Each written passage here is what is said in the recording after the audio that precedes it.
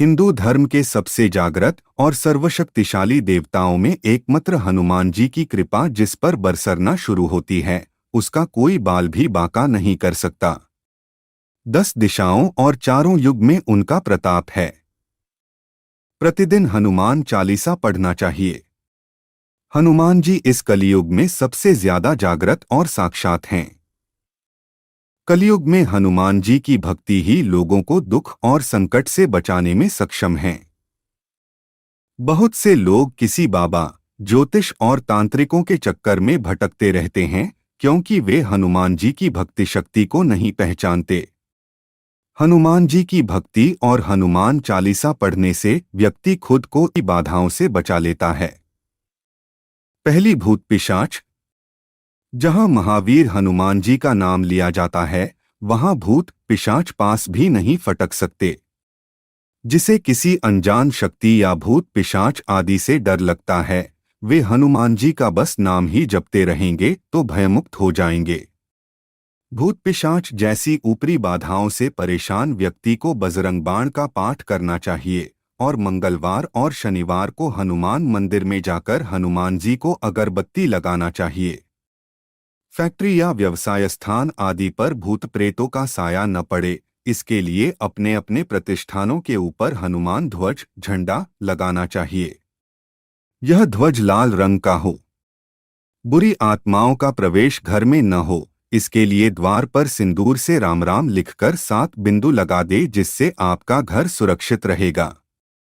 मकान के आसपास शमशान हो या कोई खंडहर भवन हो तो ऐसे में मकान के ऊपर हनुमत ध्वज की स्थापना कर देनी चाहिए।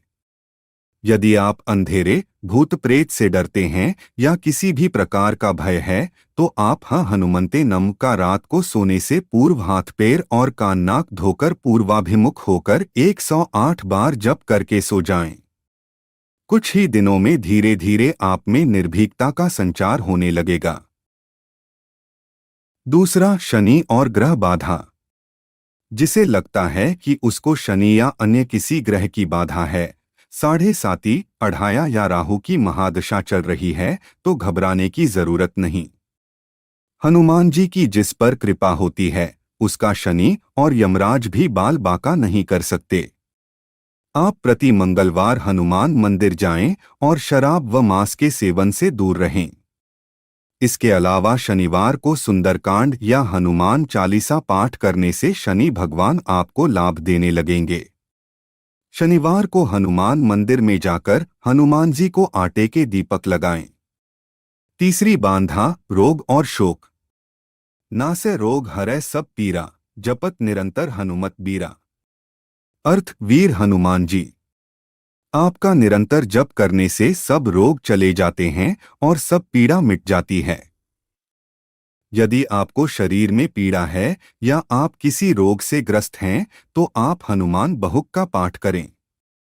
चौथी बांधा, कोर्ट कचहरी और जेल बंधन से मुक्ति। जो व्यक्ति नित्य सुबह और शाम हनुमान चालीसा पढ़ता रहता है, उसे कोई भी व्यक्ति बंधक नहीं बना सकता। उस पर कारागार का संकट कभी नहीं आता। वह मानसिक रूप से भी बंधन से मुक्त हो जाता है। यदि किसी व्यक्ति को अपने कुकर्मों के कारण जेल हो गई है, तो उसे संकल्प लेकर क्षमा प्रार्थना करना चाहिए और आगे से कभी किसी भी प्रकार के कुकर्म नहीं करने का वचन देते हुए हनुमान चालीसा का 108 बार पाठ करें। हनुमान जी की कृपा हुई तो कारागार से ऐसे व्यक्ति मुक्त हो जाते हैं। इसके अलावा यदि आपका कोई केस कोर्ट में चल रहा है, तो भी आप जीत जाएंगे। प्रति मंगलवार एवं शनिवार को हनुमान मंदिर में जाकर गुड़ और चना अर्पित करें और घर में सुबह शाम हनुमान चालीसा का पाठ करें। पाठ करने के पहले और बाद में आधे घंटे तक किसी से बात न करें। जब 21 दिन पूरे हो जाएं, तो हनुमान जी को चोला चढ़ाएं। हनुमान जी की कृपा हुई तो आप निश्चित ही कोर्ट से बरी हो जाएंगे। छठी बांधा, घटना दुर्घटना से बचना। घटना दुर्घटना को राहु केतु और शनि अंजाम देते हैं। जैसे अचानक आग लग जाना, आपकी गाड़ी का एक्सीडेंट हो जाता या किसी मुसीबत का अचानक आ जाना। हनुमान जी आपको सभी तरह की घटना और दुर्घटना से बचा लेते हैं। इसके लिए आप सदा उनकी शरण में रहकर प्रतिदिन हनुमान चालीसा पढ़ते रहे। कभी कभी सुंदरकांड भी पढ़े और बजरंग बाण भी। 7वीं बांधा, कर्ज से मुक्ति। यदि किसी कारणवश आप कर्ज में डूब गए हैं या कर्ज से परेशान हैं, तो हनुमान भक्ति से कर्ज से छुटकारा पा सकते हैं। कर्ज से मुक्त होना आसान नहीं, लेकिन कठिन भी नहीं। हनुमान जी की कृपा हुई तो तुरंत ही इससे मुक्त हो जाएंगे। मंगलवार का दिन हनुमान जी का माना जाता है। यह दिन कर्ज से मुक्ति के लिए सबसे उत्तम है।